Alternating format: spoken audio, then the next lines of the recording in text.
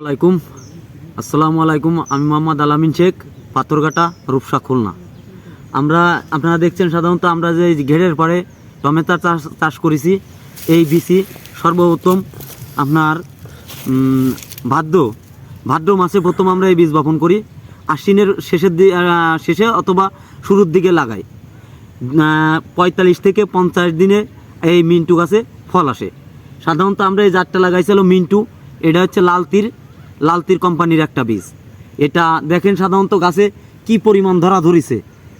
এপাশ দুই সাইডই দেখেন এই যে গাছ পাকা, কোনো ফরমালিন মুক্ত এই ফলগুলো আমরা দিই।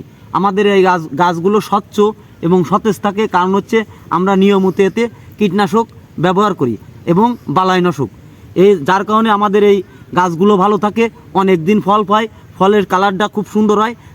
একটা গাছে সাধারণত 10 থেকে 12 কেজির উপরে আমরা ফল পেয়ে থাকি। এতে আমরা বিভিন্ন কোম্পানির ওষুধ ব্যবহার করি, যেমন স্পানি কোম্পানি, আপনার অটো কোম্পানি, কেবি কোম্পানি। আমরা সাধারণত এখানে এই 3 ধরনের কোম্পানি আমাদের এলাকায় মানুষ ব্যবহার করে, কারণ এইসব কীটনাশক ব্যবহার করে আমরা ভালো একটা রেজাল্ট পাই। যার কারণে আমরা এই ফলগুলো ওষুধগুলো লাগাই থাকি। এবং এতে করে দেখা যায় যে আমাদের এই ঘেরের পরে যতটুকু পরিমাণ মনে করেন মৎস্য খামার থেকে যা ইনকাম করি, তার চেয়ে বেশি অংশ এই ফল করে আমরা লাভবান হই। যেমন এই টমেটো চাষের পরে আমাদের এখানের কৃষক যত যা আছে, এই যে আমি নিজেই একজন কৃষক। আমি পাশাপাশি আমার একটা ছোট দোকান আছে, আমি সেখান থেকে ওই ধরনের কীটনাশক বিক্রি করি। যার কারণে আমাদের এলাকায় যে লোকজন তারা খুব উপকৃত হন। এবং এর ফলে এই যে মনে করেন যে আমাদের যে গাছ, আমার এই গাছগুলো দেখেন, আমাদের এই গাছগুলো কত সুন্দর সতেজ। আমার এখন থেকে মনে করেন যে প্রত্যেক গাছে 5-7 কেজি অলরেডি তোলা হয়ে গেছে।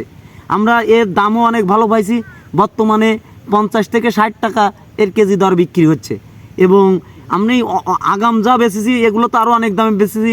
90 থেকে 80-90 টাকার থেকে আমি শুরু করেছি বিক্রি করা। এখন বিক্রি করতেছি আপনার 35 থেকে 40 টাকা বিক্রি হচ্ছে।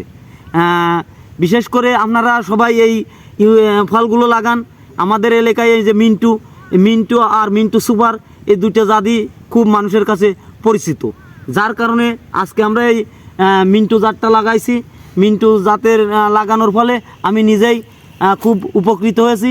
এবং আপনারা লাগান এবং এই কীটনাশকগুলো ব্যবহার করুন এবং নিয়মিত পরিচর্যা করুন। বিশেষ করে ফাইনাল সারের সময় আপনার 10টা ইউরিয়া ফসফেটের পাশাপাশি থিওবিট বোরন অবশ্যই আপনারা দেবেন। অনেক চাষি চিন্তা করে যে কি যে না, এগুলো খুব দামি কীটনাশক, এখানে দামি সার, এগুলো দেব না। যার কারণে আপনারা এরকম যদি এই সামান্য অল্প কিছু টাকা বাঁচাতে গেলে আপনারা কিন্তু এর থেকে বঞ্চিত হবেন।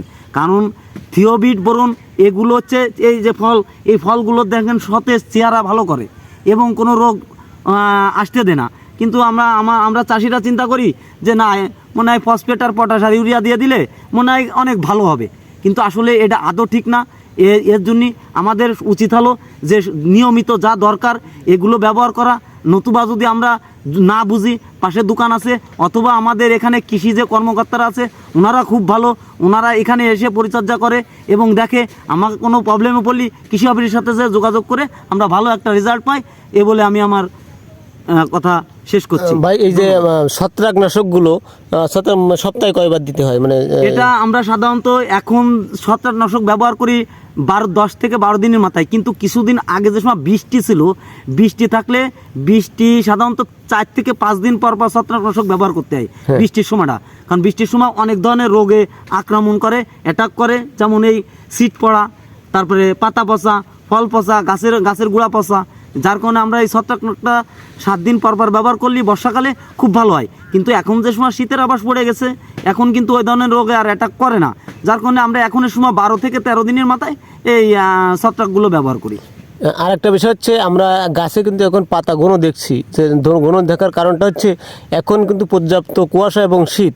তো টমেটোগুলো যখনই পাতা মেলা সেটে দেওয়া হবে, ওই কুয়াশা পড়ার কারণে কিন্তু ওই টমেটোগুলো আপনার শীত পড়ে দেওয়ার সম্ভাবনা থাকে। হ্যাঁ, এতে বিশেষ করে পাতাটা এমন বেশি কাটা যাবে না, পাতাটা কাটতে হবে একটা লেভেল মতন, যখন যে তার উপরের অংশ যেখানে আপনার পাতা কাটার নিয়ম হচ্ছে কি, একটা পাতা সাধারণত যখন তার কিছু অংশ মরা ভাব চলে আসবে তখন সেই পাতাটা ছাঁটা উচিত। কারণ কি, ভালো পাতা কাটলে এটা গাছে ঠ্যাক খেয়ে যায়।